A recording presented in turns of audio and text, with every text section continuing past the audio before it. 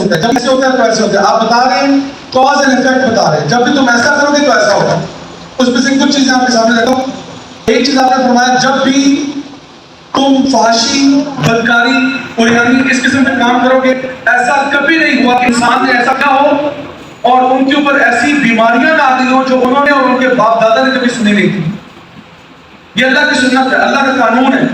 جب بھی تم فحاشی والے کام کرو گے ایسی بیماریاں تم پر آ جائیں گی جو نہ تم نے نہ تمہارے باپ دادا نے کبھی سنی ہوگی. آج آپ دیکھیں STDs, سیکشولی ٹرانسمیٹڈ ڈیزیزز کے نام سے ایک پوری کلاسیفیکیشن ہے بیماریوں کی جو کہ ایجاد ہو چکی ہے, جو ہمیں آج سے پہلے نہیں پتا. ایڈز, HIV, ابھی اسی منکی پاکس آ گیا. کہاں سے یہ چیزیں نکل کے آ رہی ہیں ہمیں بھی معلوم نہیں. لیکن سب کے پیچھے کیا ہے؟ سیکشول ڈیگریڈیشن ہے. یعنی جب انسان سیکشول اسٹیٹ کو اٹھ پٹانگ کام کرتا ہے پھر یہ بیماریاں جنم لیتی ہیں. دوسرا آپ نے فرمایا جب بھی تم زکوٰۃ روکو گے تو ایسا کبھی نہیں ہوا کہ کسی قوم نے زکوٰۃ روکی ہو, اللہ کی راہ میں خرچ کرنے سے اپنے آپ کو روکا ہو, سوائے اس کے اللہ تعالیٰ نے پر بارشیں بھی روک دی. اور آپ نے فرمایا کہ بارشیں نہ ہوتی سوائے اس کے کہ اللہ تعالیٰ ان چند چرند پرند حیوانات پہ ترس کھا جاتا ہے تو تھوڑی سی بارش برسا دیتا ہے. امام اکرمہ اور مجاہد اور عبداللہ بن عباس فرماتے ہیں کہ کیڑے مکوڑے حتیٰ کہ سانپ اور بچھو اور چھپکلیاں بھی ابن آدم پر لعنت بھیجتی ہیں کہ اے ابن آدم لعنت ہو تجھ پر کہ تیری وجہ سے آج ہمارے اوپر بارش رک ہوئی ہے. کہ کیا کر رہا ہے, کہ تو کیا غضب کر رہا ہے کہ اللہ ہمیں تو خرچ نہیں کرا, کہ تیری وجہ سے ہمارا بھی کام خراب ہوا ہوا ہے.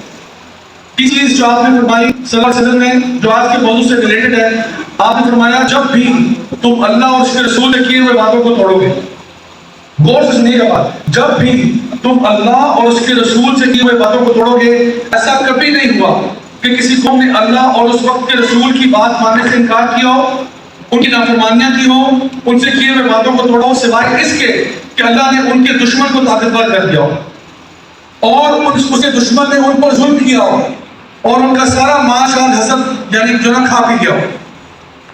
کیا آج ہمارے ساتھ یہی نہیں ہو رہا؟ کیا آج ہمارا دشمن ہم سے زیادہ طاقتور نہیں ہو گیا؟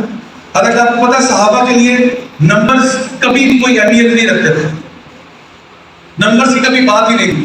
جتنی بھی اسلامی جنگیں اٹھا کے دیکھیں گے نا, 99% کے اندر آپ کو مسلمان تعداد میں کم ملیں گے اور کفار زیادہ ملیں گے. کس ریشو پہ؟ ایک مسلمان کے بدلے میں 2 کافر, ایک کے بدلے میں 5, ایک کے بدلے میں 10. یہ ریشو ملتا تھا. صحابہ کے لیے نمبر نہیں تھے, 313,000 سے ٹکرا کے جاتے, جیت گئے. مسلمانوں کے لیے نمبر نہیں تھے, وہ قوت بازو, ان کو بھروسہ تھا, ہمیں اللہ پہ بھروسہ تھا. ہمارے لیے نمبرز کیا ہے؟ اللہ کے لیے کیا مسئلہ ہے؟ کون فیکون ہے, اللہ جس کو اللہ رکھے اسے کون چکھے. ہمارے لیے یہ کبھی مسئلہ نہیں تھا کہ نمبرز کا مسئلہ ہے. ایک دفعہ عمر بن خطاب رضی اللہ عنہ کے دور خلافت میں مسلمان ایک محاذ میں پھنس گئے.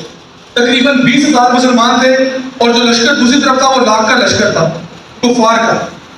اب مسلمانوں نے وہاں سے خط لکھ کے بھیجا کہ امیر المومنین ذرا اور تفریح بھیجیں, یہ جنگ پھنسی ہوئی ہے پوری طرح سے. آپ نے فرمایا یہ ممکن ہی نہیں ہے کہ جنگ پھنسی ہو, یہ ممکن ہی نہیں ہے کہ 20,000 بندہ 1,000 پہ غالب نہیں آ رہا. انہوں نے کہا یقیناً تم لوگ اللہ کی کوئی نافرمانی کر رہے ہوگے. بجائے پورا لشکر بھیجنے کے 2 دین کو جاننے والے لوگوں کو بھیجا گیا کہ آپ جا کے دیکھو کون سا ایسا گناہ ہو رہا ہے جس کی وجہ سے ہماری فتح اور کامیابی رکی ہوئی ہے, وہ جا کے اس کا جو ہے نا اندازہ لگا کے آؤ. یعنی ہمارے لیے یہ مسئلہ کبھی نہیں تھا کہ ہم لوگ غالب آئیں گے. اللہ کا وعدہ قرآن مجید میں, اللہ مومنین کی مدد سے مانگے, اللہ تو جھوٹ نہیں بول رہا. اس کا مطلب ہے کہ ہم اس لیول کے مسلمان نہیں ہوں گے. بٹ یہ اسٹوڈنٹس, یہ اس وقت صورتحال ہے دنیا میں. اگر ہم چاہتے ہیں کہ دین کا غلبہ آئے اور ہم اگر چاہتے ہیں کہ یہ جو ہمارے اوپر ذلت کی مستقل فضا چڑھی ہوئی ہے پچھلے کچھ 100 سال سے یہ دور ہو, اس کا طریقہ کار یہ ہے کہ ہمیں اللہ کی طرف لوٹنا ہوگا. دیکھیے میں خود اس وقت غزہ کے لیے میں پروٹیسٹ میں بھی گیا, پروٹیسٹ میں گیا اور ابھی آگے بھی جانا ہے. میں نے پروڈکٹس کا بوائکاٹ بھی کیا اور کرتا رہوں گا. میں نے سوشل میڈیا پہ اویئرنیس بھی کریٹ کی, ڈونیشنز بھی سینڈ کروائے. ٹھیک ہے, آج بھی میں خدمت والے یہاں پہ آئے ہوئے ہیں, ڈونیشنز بھی کی, دعا بھی کی, رات کو تہجد کی نماز میں اٹھ کے دعائیں بھی کی اپنے بہن بھائیوں کی, یہ سارے کام کر دیں. لیکن اس کے باوجود میں آپ سے کہہ رہا ہوں کہ اصل حل مسئلے کا یہ بھی نہیں ہے.